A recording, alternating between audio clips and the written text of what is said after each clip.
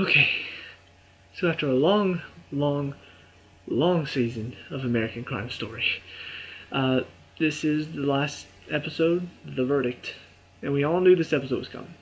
So, nothing really shocking, nothing that made me go, oh wow. You know, I I knew most of this was coming, and yet they still did it in such a way that afterwards I'm sitting here like, wow, this show has just been incredible all the way through. Um, and I don't know. It's crazy how all of this went down. And it's funny because apparently it's still, you last week on my review, after all that talk, after everything I said, some guy called me a white supremacist because I thought OJ did it. So apparently this case is still making waves, even today. Or some guy thought he wanted to troll somebody on the internet, but that never happens, right? Anyway, I thought that was hysterical.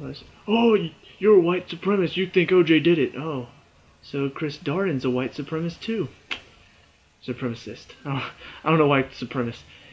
I don't know why I called it that. Anyway, but yeah, just little joke to kick things off because this was a very kind of there wasn't a lot of joy in this episode until really near the end, and only for one character who I did not expect to get any joy at the end of it. Um, I don't know. After watching this whole season, I was like, okay, so obviously Marsha and Chris are both gonna be just really upset with what happened. Shapiro's not gonna be ecstatic either, after everything that's happened. Obviously Kardashian not okay.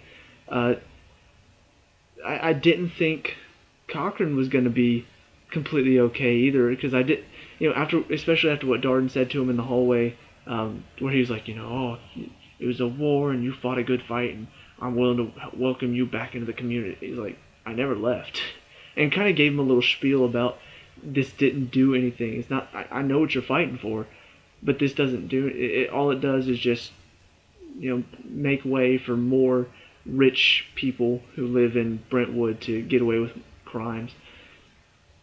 And I thought he wasn't going to get any joy out of that because I thought what Darden said was going to be true.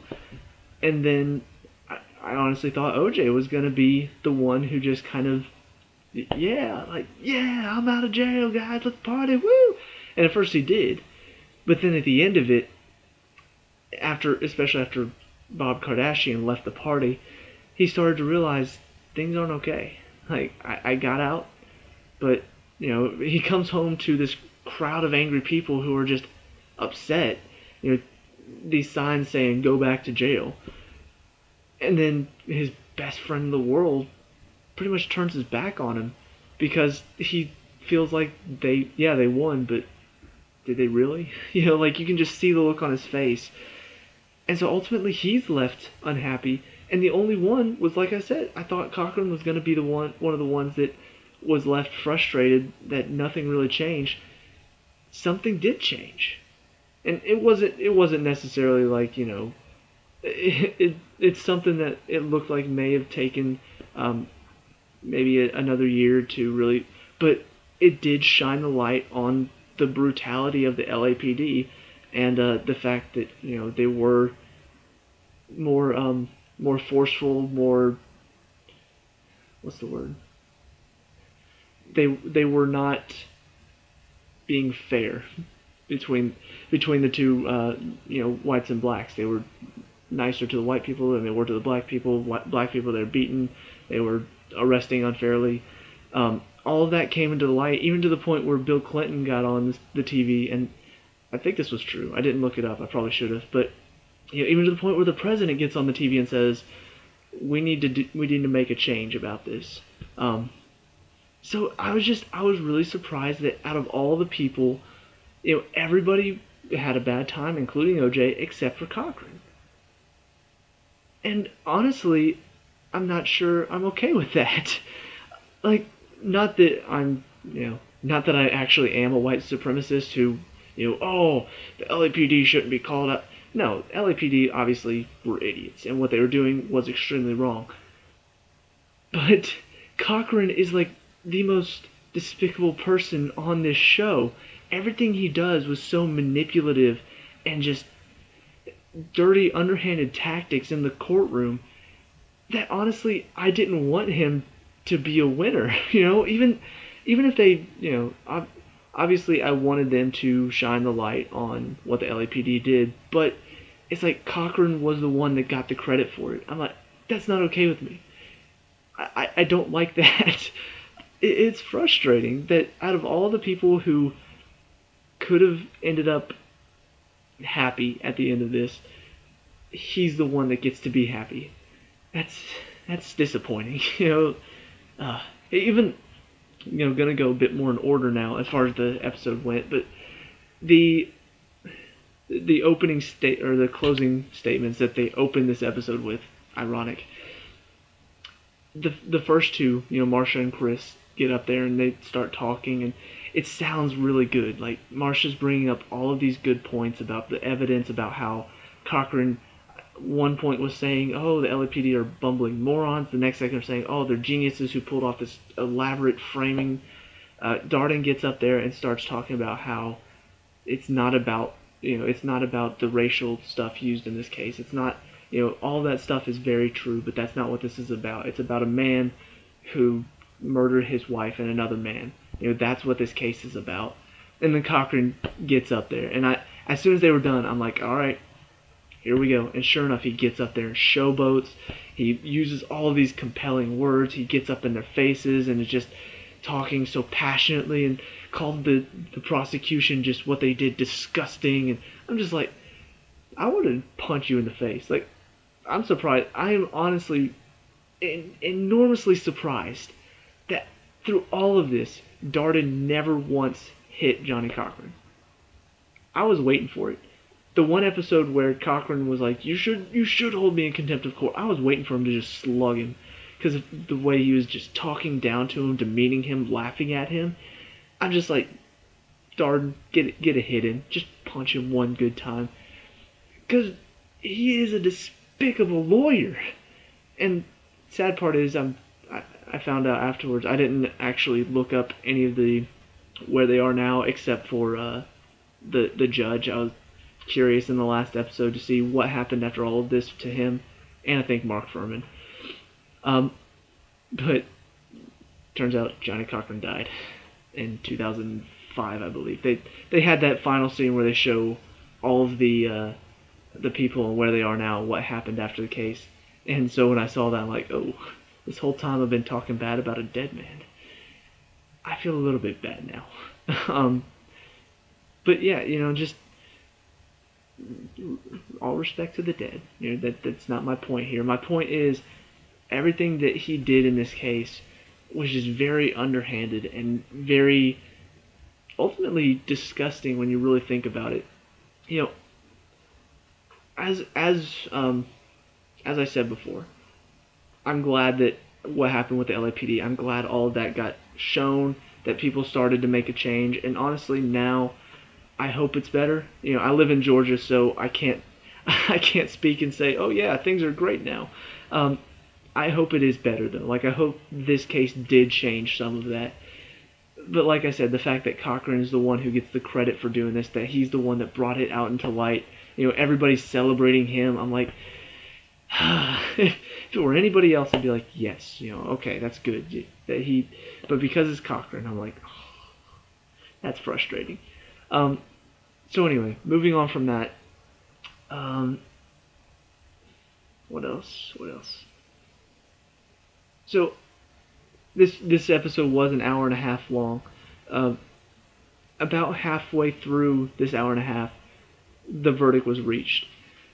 At one point I was thinking, I hope they don't draw this out, because we all know what it is. Everybody who's watching should know that it's a not guilty verdict. I mean, this case was so big that everybody knows, everybody makes jokes about, OJ getting off despite the fact that most everybody thought he was guilty.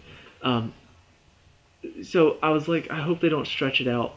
But whenever the scene actually came, I like the fact that the music went quiet, and then it shows them walking. Everybody's just dead silent. Like all you can hear is just the footsteps. And I'm like, okay, okay, I was wrong. You know, I'm glad they drew this scene out because it really did capture the moment. You know, everybody's just. It feels like everybody was just holding their breath, like.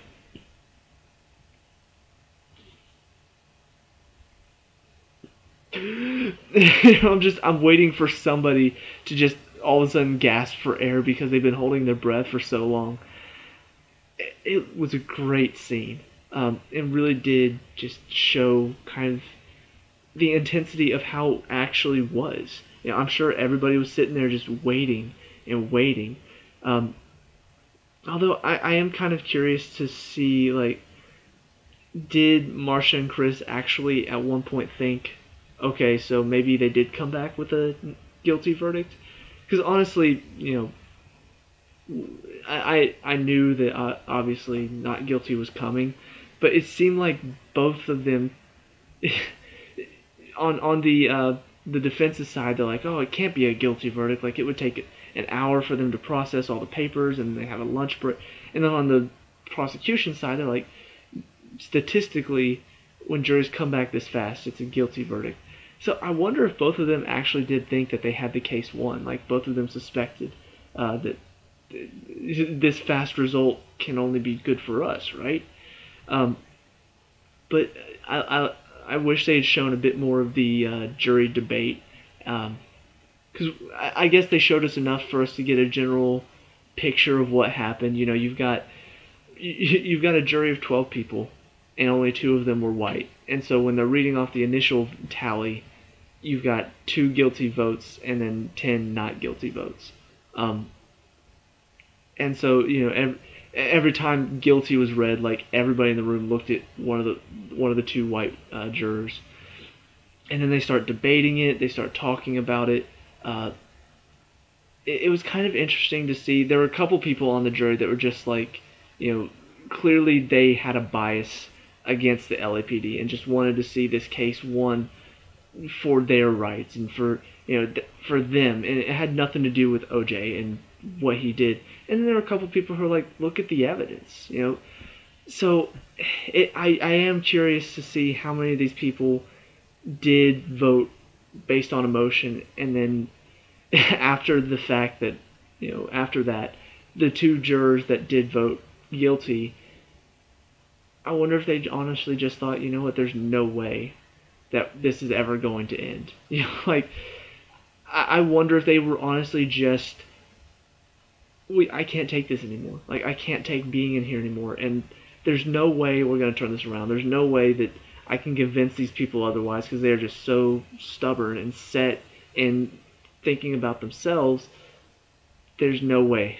And so they just automatically, or not automatically, but after debate and talking about it, one of them said, do you honestly think that they proved it without a shadow of a doubt? And like the one woman that they kept calling like the I forget her nickname now, but she was the one that managed to turn a whole jury from not guilty to guilty. She just kind of sitting there, and after that question's asked, she looks like she just really troubled with this thought. So yeah, it was good to see, and like I said, I think they showed us just enough for us to kind of get the gist of what happened in that room. So after all of that goes down, after the not guilty verdict, there are some very interesting scenes. Like I'm trying to make sure that I remember them all because they were all so memorable. You've got Robert Kardashian like pretty much runs out of the courtroom straight to the bathroom, throws up in the sink. You've got the Goldmans like sitting in the gallery. They're sitting there, and then whenever the not guilty for the murder of Ron Goldman, like once again, I can't remember if this. I don't know if it's his sister or girlfriend. I don't know. Anyway, but after that is read, she starts bawling, and the father's just like sitting there trying to comfort her, but he has tears in his eyes too, and it's just really sad. You've got the press conferences afterward with, the prosecution, Marsha's up there thanking people. Darden gets up, tries to get the press conference, ultimately breaks down and just goes over and hugs the Goldmans. And then one just total jackass in the audience is like, "So, Mr. Garcetti, are you gonna go looking for the real killer now?" And it's just like, really? Did you just ask that? Like, that is the biggest slap in the face if I've ever seen one. Like, verbal slap in the face. Like, that was ridiculous. I have to wonder if that actually happened. Once again, probably should have looked that up. But, I mean, could you imagine that? Like, after this whole thing, you tried to prove this guy guilty, you thought you had the perfect case, and ultimately, none of the evidence even mattered because the defense turned it into, it's not about this, it's about the bigger picture, and that's why you lost the case. And so somebody stands up and is like, "Hey, so now that you were wrong, are you gonna try to, prove that you were wrong?" It's like, what? What? Anyway, like I said, with you had the scene with Cochran and Darden. Whenever Darden was saying all that, I'm just like, you tell him, Darden. And then, like I said, Cochran goes. Everybody like surprises him with this cake, and they're all celebrating. And then all of a sudden, one of the women on his team is like, "Hey, they're talking about you on the TV. Come see this." Sure, there's everybody talking about Cochran and how he, changed the view of the LAPD and all this stuff. I Robert Shapiro I thought was very interesting in this case because before the jury debate and stuff, everybody's talking about oh, we're gonna do this, we're gonna do that, and then Shapiro's kind of sitting off to the side and he pipes up with this comment, and Cochran's just like, "Bob, gotta go," and it just like shuts him up, and he's just kind of sitting there like, okay. It shows OJ sitting with his family at home watching Shapiro's interview, and it looks like Shapiro kind of put himself away from everything that Cochran did, and trying to like make nice with the LAPD again. It just seemed kind of shifty and shady, but that's who he is. I thought it was interesting how near the end it felt like Cochran was going one way and Shapiro was going another. Let's see. Try to make sure I don't miss any good scenes because there were a lot. There was a party with OJ, and he already had a couple interesting moments with some other people. There was a guard at the prison saying, "Oh, I know some people in the jury. You don't have anything to be nervous about." You had a scene where he's leaving with Kardashian and he's all like upset and he's just like, "So, that's not a white Bronco, is it?" Making jokes, and Bob's just like, "Why are you, no, it's a Ford, whatever," like just very plainly not understanding that he's trying to make a joke. And then he's at home and he like getting ready for a party, but then all of a sudden he just sort of sits down and starts crying out of nowhere. I'm just like, what's going on with this guy? And then at the party, everything's going on. All of a sudden he sees Bob Kardashian just look at him and lay the Bible down on the table and just walk out. And you see the look on his face like, what? And then he goes outside and just looks at the statue for a second. It's just kind of hearing this stuff in his head from football games. Just really crazy how they handled him at the end. Like it showed kind of the internal struggle that he was dealing with. I don't know. They handled it very well though. Like I could sense what was going on with him and kind of the battle in his mind of trying to make everything look like it was all okay when it's not. You can see that it's not whenever he's alone. See, two other endings you had. The ending for the Goldmans. They are, I think this was right after the press conference where Darden and Marsha were talking. They're walking out to the car, and they get into the car and they turn on the radio, and it's talking about the case and talking about how there's no riots. It's just all celebration, and then immediately shut it off after that. And then the sister, whoever she is, I wish I was paying more attention there. I feel like they told me who it was in an earlier episode, and I don't know who it is now. But anyway, but she just looks at her, I guess it's her father, and says, "What do we do now?" And then it cuts to black. I'm just like, I know what you're gonna do now. Um, get to more, get to that in a second. And then the final ending to talk about is Marcia and Darden's ending. I like how they ended it, because it seemed like in the last episode there was a lot of clashing going on. Darden was pissed off at her because of everything she did, about the fact that she hired him because of the color of his skin, not because of what he had to say. And he was upset by that, and she kind of made it up to him by, really, she apologized. She's like, "You're right. I've been wrong." And generally that makes most people happy. Admitting that you're wrong and telling them that they're right. That's most of the time going to make things up to them. But the way they ended it, just I was worried that Garcetti was really going to get on to Marcia for losing the case, how it was embarrassment. But I think he and Darden both saw that she was just really beaten down. Like she's sitting in there smoking a cigarette, and you can just see like her eyes are welling up with tears. She I'm surprised she handled it as well as she did. I thought she was gonna break down in the press conference. It actually turned out being Chris that breaks down.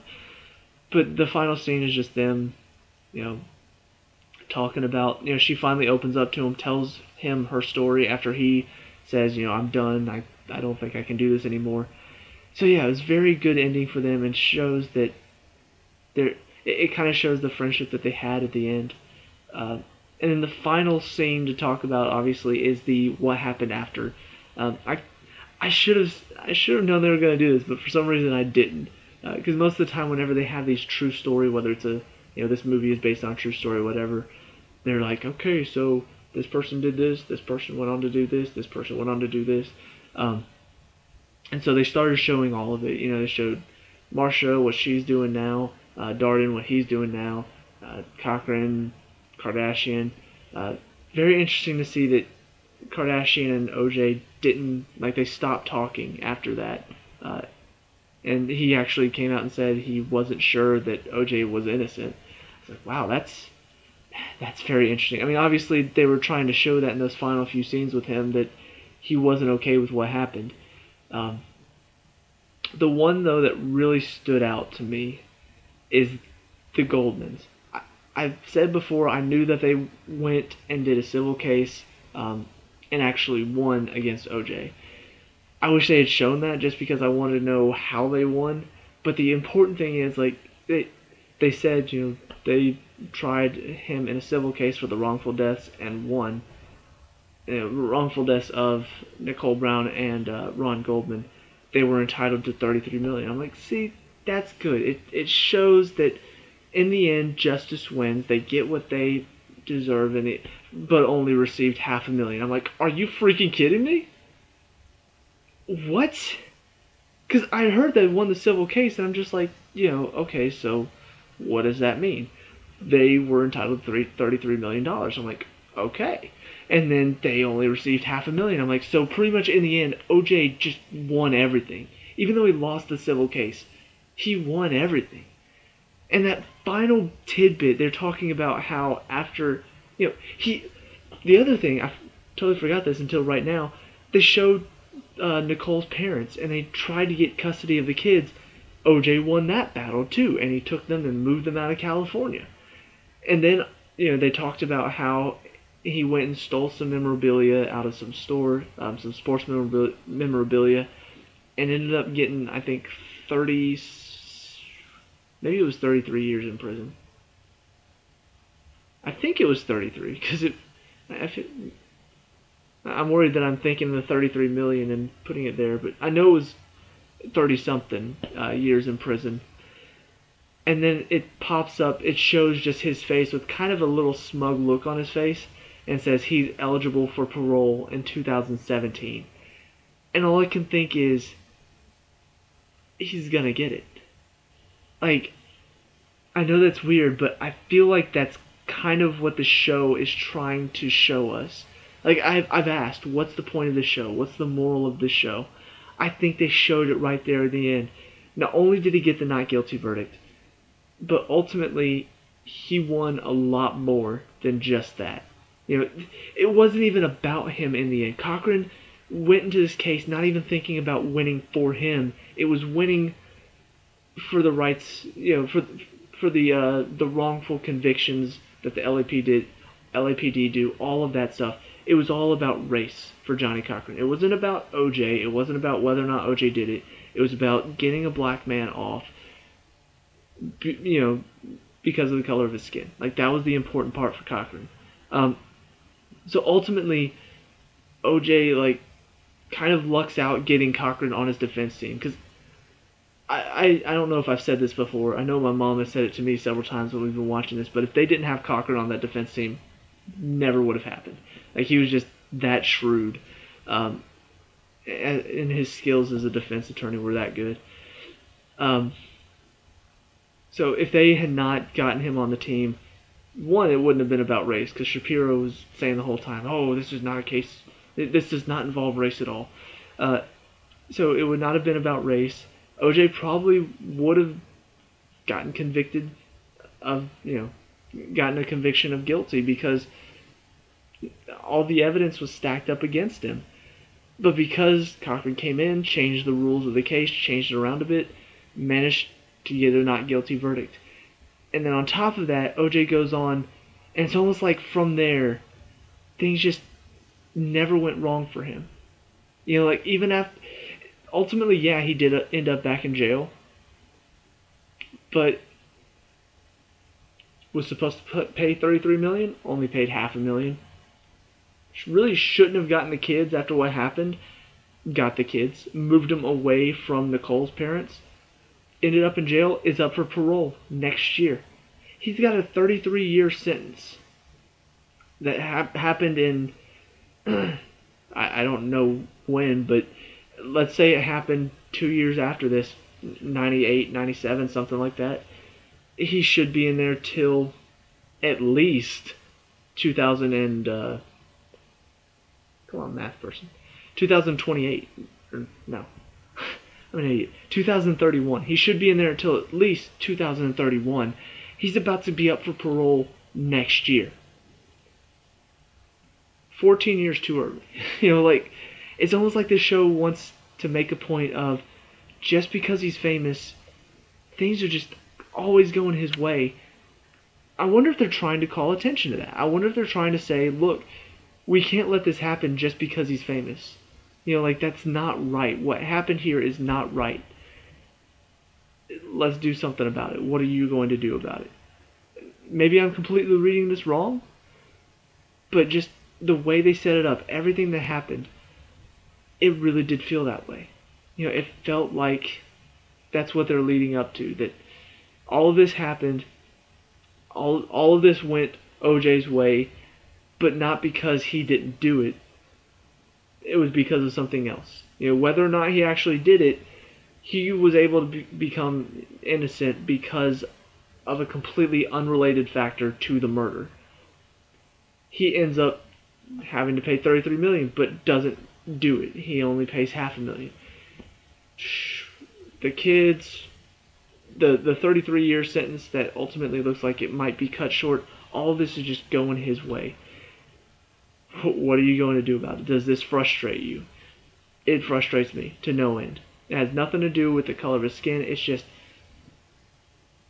who he is. The fact that because he's this celebrity, he manages to get away with stuff. That is frustrating. I can't be alone in this. I know there are several people that are probably just as frustrated as I am, but I don't know. I'm just really surprised all of this happened. It's been, like I said, it's been a long season. It's been frustrating to go through most of this season.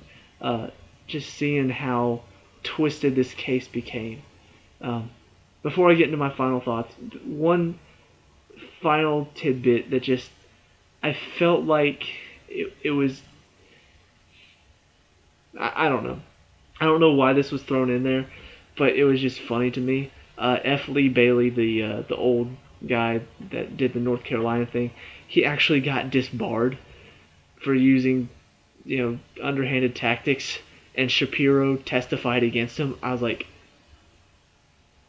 now that's justice. That That was funny. And then the one guy that called out Mark Furman after all that stuff, like he, no, no, I'm sorry, it wasn't Mark Furman. It was the Asian doctor, uh, forensic crap. I forget what his title was. I think he was the like the CSI guy. Um, they were having him testify about the evidence, and one of the defense attorneys that got up kind of had the medium length hair, got up and completely just made him look like an idiot. You know, like just made him question himself, made him question the evidence. That guy went on to start a little thing where it was helping criminals who were wrongly convicted using DNA to get them out of those wrongful convictions. I think he said he got 20 convicted felons off because of DNA, using DNA. I'm like, that's ironic. You know, like, I don't know, just because he was the one that completely called this forensic technician, whoever he was, into question, and then ultimately he ends up using stuff that this forensic technician might be using. I don't know. That was just, it was ironic for me. But anyway, on to the final thoughts for the entire season. I think we can all agree that this cast was just brilliant. I mean, there was not a moment where I thought, this isn't good acting. You know, there was never a moment where I was like, that scene was a little bit weird. That shot was a little bit weird. It was brilliant. The camera work, the acting, it was all well done, and that's just on a physical level. You know, that doesn't go into the story at all. That doesn't go into the writing at all. That's just the acting, the camera work, the music was just brilliant.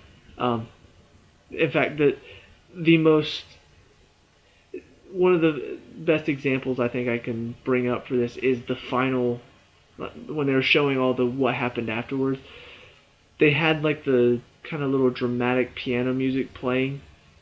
You know, the dee doo dee dee. They had that playing, and that final little dee dee. It like brought up the pictures of Nicole Brown and Ron Goldman. I got chills. I was like, holy crap. How did you do that? Teach me, TV show. How did you do that to me? It brought up this emotion out of nowhere. It was almost like, you know, here they are. Remember them. You know, this was for them. This was for their sake. Don't let this guy who gets whatever he wants because he's famous, don't let him get away with this. You know, after, like I said, about the parole stuff. So overall, I'm extremely happy with all of the choices.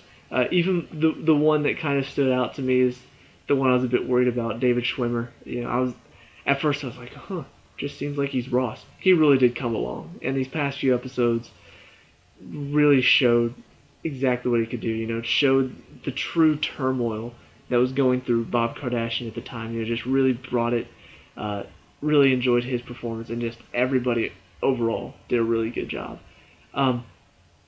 As for the story, they didn't keep 100% to the story. You know, there are small changes here and there, but you kind of expect that to make it more dramatic. But overall, you know, checking out most of these facts, they did seem pretty spot on. You know, most of the major moments where you're left going, there's no way that happened. Oh, that happened. You know, like it just, I love how they managed to do that. They managed to bring up these ridiculous scenarios in such a way that just felt surreal. And then you look it up and you're like, oh, it's not surreal. It's real. It's the way they did it was just really brilliantly done.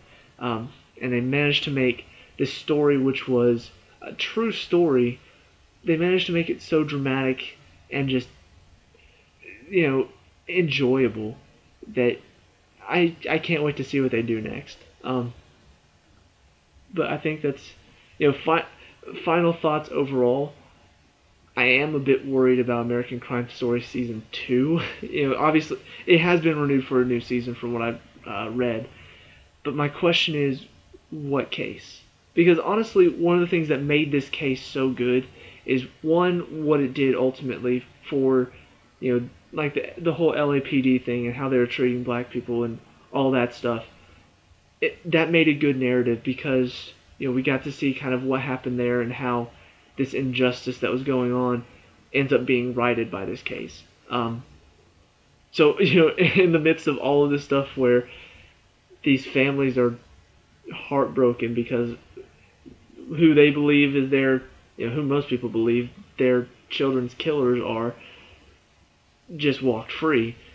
It's wrong, it's heart-wrenching, but there was still good that came out of this case. So that's one of the things that made this case a good choice, is because even in the midst of all this stuff, whether you think it's right or wrong, ultimately what it did was still good for the community. What it set a precedent for, was good. So that's what made this case such a good choice, and I don't know if they could replicate that with any case. Like I was just thinking afterwards. I was like, okay, so what case are they going to do from here? Because there are many cases that you could do that are highly contested. I mean, there was the one where the girl, her daughter, went missing, and then they found her dead, and everybody was absolutely sure that she was guilty, and then not guilty because of how poorly the evidence was handled. But would that make a good TV show? Don't know. I thought about, there are some other celebrities that got involved with, murders, with beatings, Michael Vick and the dog fights. I thought about, what if they didn't do a case next time? What if they did, like, the stuff with Nixon and Watergate scandal? What if they did something like that where it wasn't a case room season, it was more of a presidential cover-ups and stuff like that? Like, that would be interesting to see. So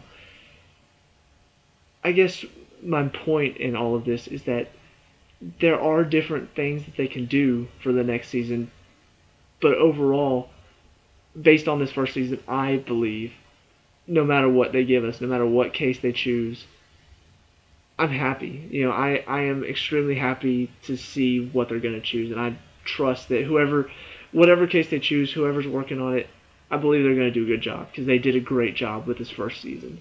So yeah, it was just excited to see where they go from here. So overall, extremely happy with the season. Really good season. Really brought to light a lot of stuff, and now I feel like I know more about the O.J. Simpson trials than I did before. So ultimately, I think that was the goal. So yeah, let me know what you think down in the comments below. What was your favorite part of the season? What did you think about the season overall? What would you like to see for season 2? Are you like me, hoping for maybe a less courtroom case oriented, maybe a bit more, like I said, Nixon possibly, government cover-ups? That would be interesting. What would you like to see for season 2? And just what did you think of the season overall? And if you're one of those people that also think I'm a white supremacist, just go ahead and tell me. It's the internet. I don't care. Leave a like and just leave a like and subscribe. Go check out my other videos, because this is it for now for American Crime Story. It's been a fun season, and can't wait for the second one. I'll see you guys there. Peace out.